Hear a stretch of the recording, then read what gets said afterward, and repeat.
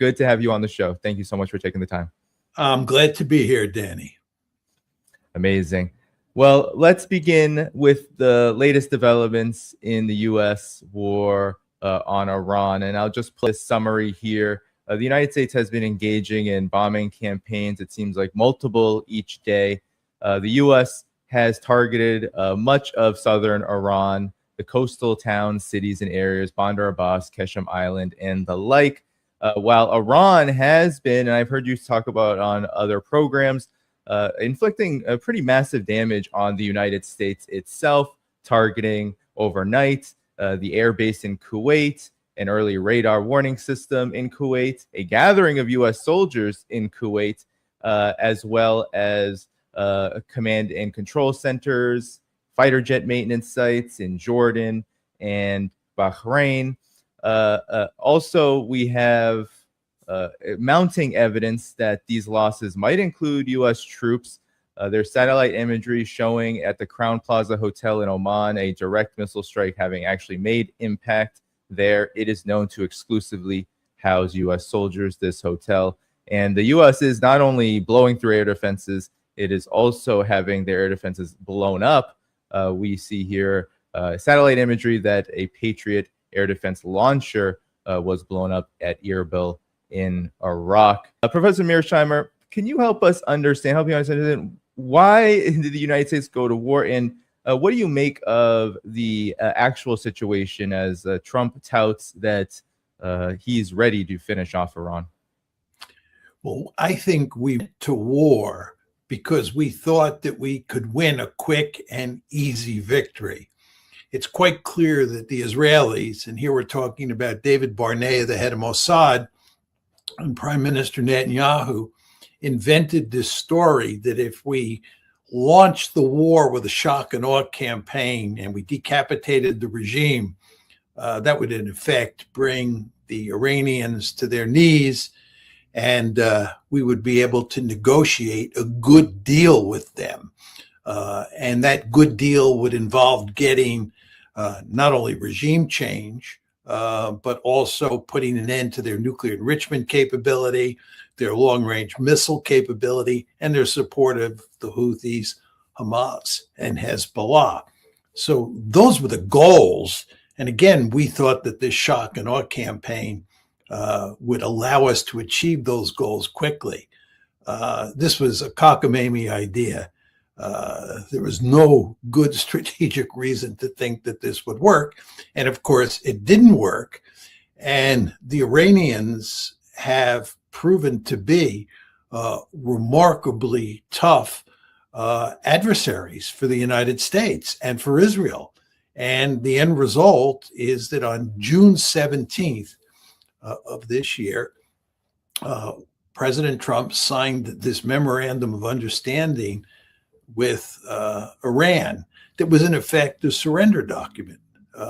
If you look at the 14 elements of the deal that was worked out, this memorandum of understanding, you see that it was a clear victory for the Iranians on almost every point. But it looked at that juncture, this is around June 17th, and immediately thereafter, like the war would end. But President Trump wasn't satisfied with the memorandum of understanding, and he thought that he could challenge the Iranians over Article 5 of the memorandum of understanding, which had to deal with who controlled the Strait of Hormuz. It seems clear to me from Article 5 that it was the Iranians who controlled the strait. And nevertheless, the United States was not content with that interpretation. And the United States said that we had a right to create a channel, a separate channel in the Strait of Hormuz that was outside the purview of the Iranians, in which we could, in effect, escort ships through the strait. The Iranians said this was unacceptable, and it's that disagreement which flared up into a fight that has put us in a situation now where we have this tit for tat set of bombing campaigns or bombing endeavors on a daily basis that you described before. I would just add to that, President Trump has also decided to reinstate the blockade of the strait. And of course, the Iranians have reinstated their blockade of the strait. So in a very important way, we're back to where we were on the 16th of June, the day before the Memorandum of Understanding was signed. Yeah, well, there's evidence this is already having a pretty big impact, Professor Mearsheimer.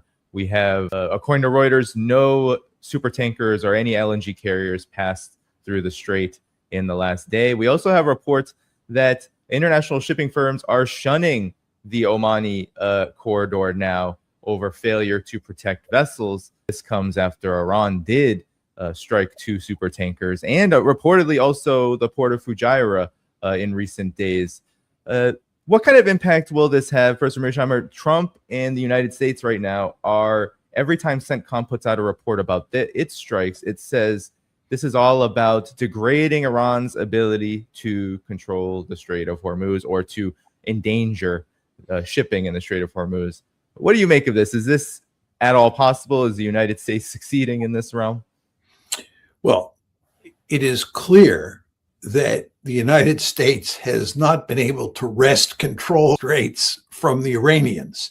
The Iranians clearly control the Strait of Hormuz. And if they decide that no ships will be allowed in or out of the Persian Gulf, they can pretty much make that happen. And there's not much we can do about it. I think that's quite clear. What has happened here over the past few months that's very important to understand is that the Saudis and the UAE have opened up pipelines that are designed to get oil out of the Gulf, but not go through the Strait of Hormuz. So everybody says that 20% of the world's oil and gas comes out of the strait.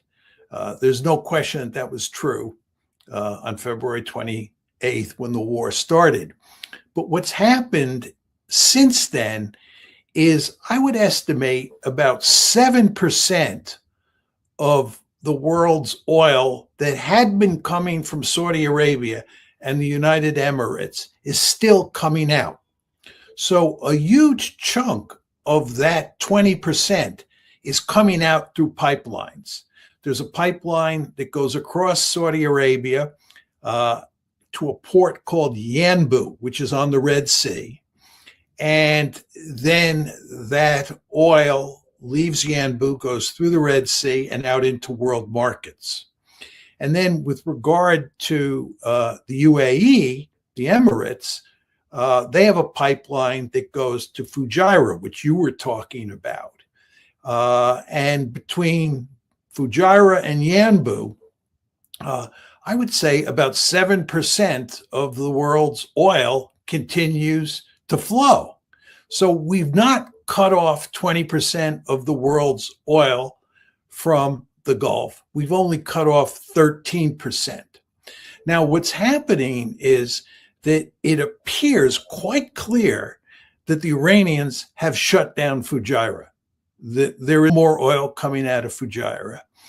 And furthermore, the Iranians have just told the Houthis that it's getting close to time to shut down the Red Sea, which means that the Saudi oil, which comes out of Yanbu, come out of Yanbu, or will not come out of the Red Sea anymore.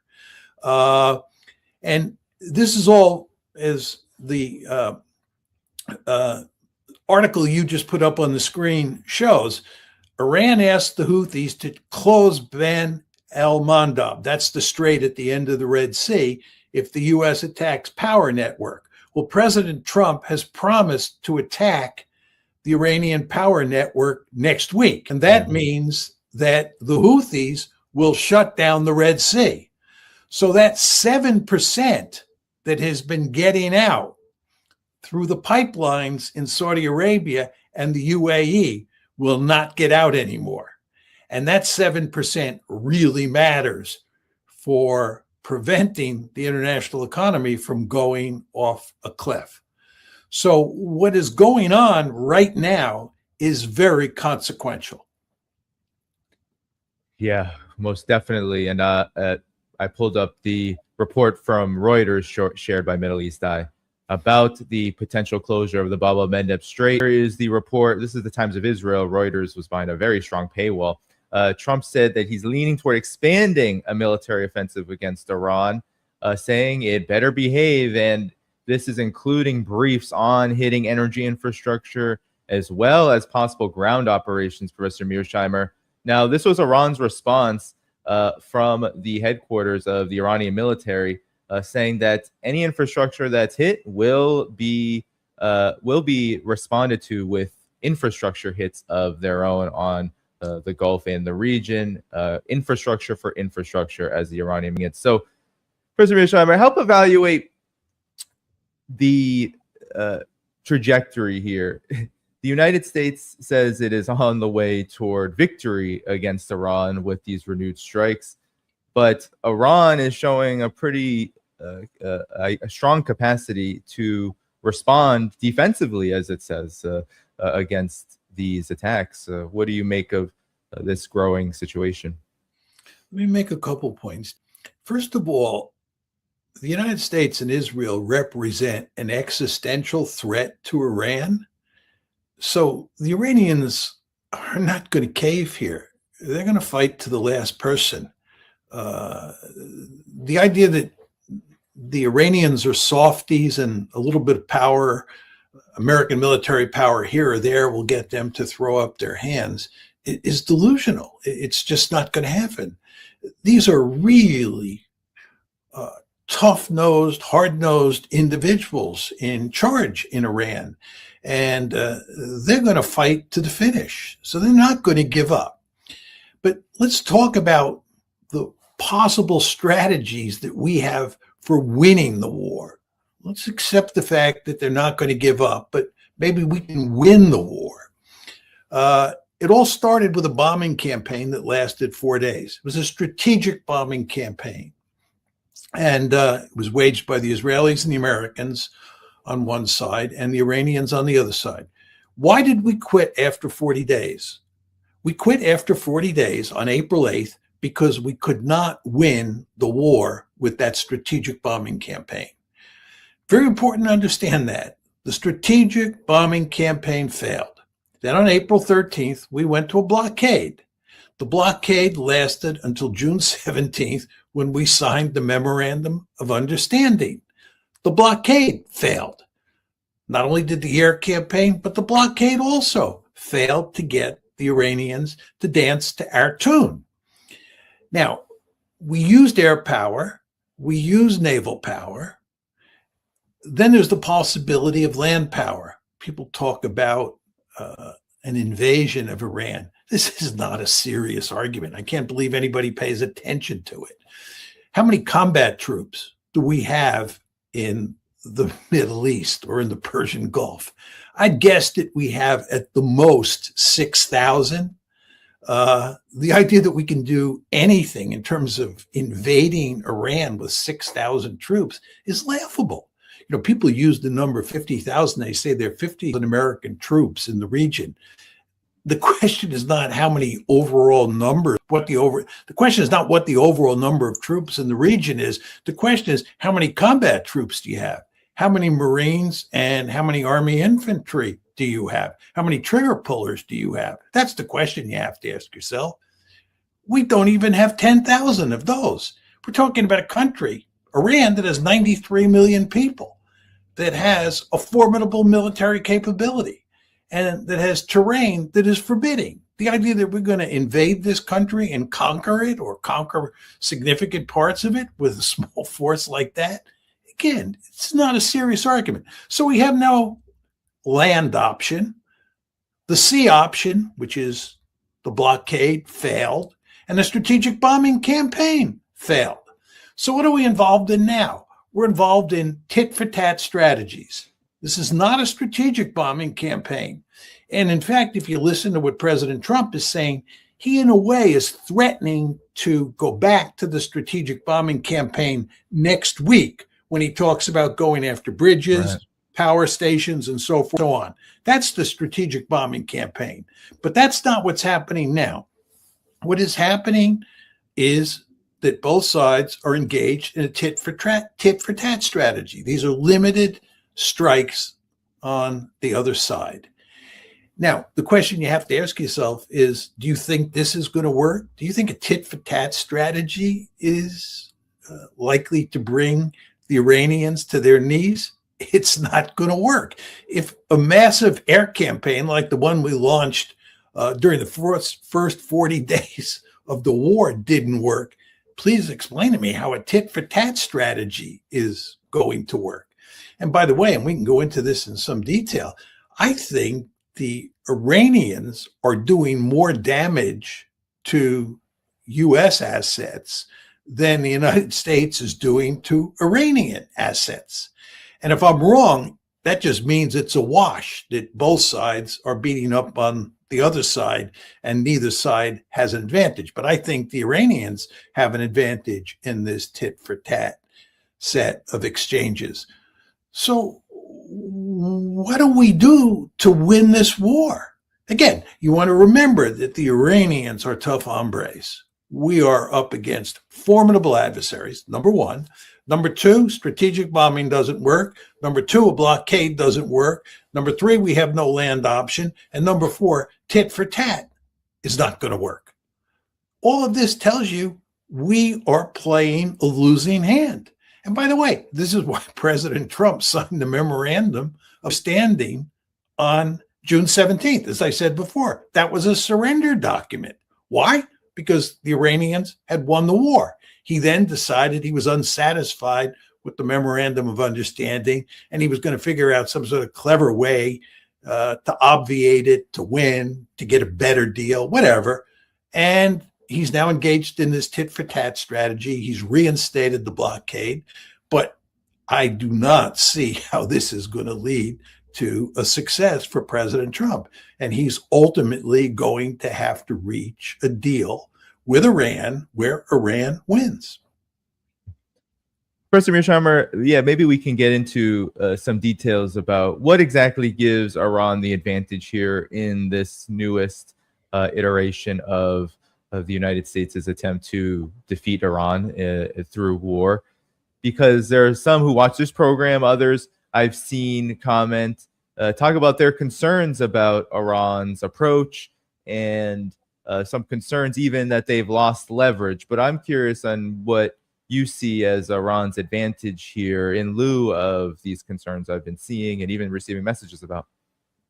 Well, I've long argued that the longer the war goes on, the better off Iran is. If you're talking about the balance of coercive leverage, the longer the strait is closed and the less oil that gets out of the Middle East, the more damage that does to the world economy, the more damage it does to the American economy and to President Trump's political fortunes. And he's going to reach a point at some time where he's going to reach a point where he has to reach an agreement.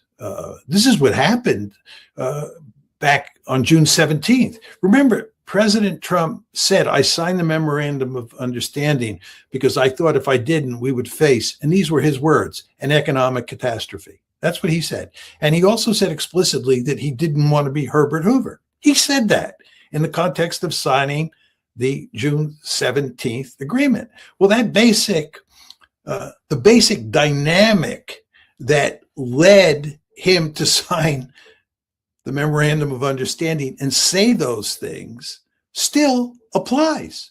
So all that's to say, he's going to have to reach some sort of agreement with the Iranians sooner rather than later, because the economic consequences of doing so would be disastrous. And that would be especially true if he ups the ante next week and goes after Iranian power plants, and then the Iranians working with the Houthis shut down the Red Sea. This would be disastrous, right? So Trump is going to have to cut a deal. There's just no way around that. He has no way of winning. What's the leverage that Trump has? The leverage is that he can do great damage over time to the Iranian economy. I think there's no question he can do real damage. But the point is that the Iranians have been suffering enormously under American sanctions, and they've been suffering enormously in this war. And all that tells you that they're used to suffering, and they have figured out all sorts of clever ways to minimize the amount of suffering that they undergo. And furthermore, as I said to you before, the existential threat. And when you're facing an existential threat, you're willing to absorb huge amounts of punishment. Just think about the bombing of Japan and the bombing of Germany in World War II. We, with that massive strategic bombing campaign in Germany and that massive strategic bombing campaign in Japan, could not bring the Japanese and the Germans to their knees. We inflicted massive punishments on both societies, but the people were willing to suck it up and go on. And the same thing will happen here with regard to the Iranians. They're not going to quit, not at this point in time. And for anybody who has any doubts about that, all you have to do is watch the film footage of the funeral of Ayatollah Khomeini, right? The Iranians are not going to quit this fight. So we don't have real coercive leverage. They have coercive leverage because they can do enormous damage to the international economy. And you might say, well, President Trump can go up the escalation ladder and we can beat them that way. On the contrary, if he goes up the escalation ladder, if he attacks power plants and bridges next week, they're going to work. The Iranians are going to work with the Houthis to shut down the Red Sea. This will be disastrous for us. And furthermore, if he begins to go after the oil producing facilities in Iran, the Iranians will retaliate against the oil producing facilities and maybe even the desalination plants in countries like Saudi Arabia, the UAE, Kuwait, and so forth and so on. The Iranians are playing a very strong hand here, a much stronger hand than the United States is. I've heard, Professor Mearsheimer, that the United States, because, and the Trump administration says this all the time, and was saying this in the middle of the most crisis, especially the middle of the 40 days of hostilities you referenced earlier, saying something to the effect of, well, we don't need the Strait because we're an independent oil producer. And there are even some critics of U.S. foreign policy who look at this and say, well, the United States is willing to sacrifice the Strait. It's willing to even sacrifice energy in the Gulf in order to, bring down Iran and to even corner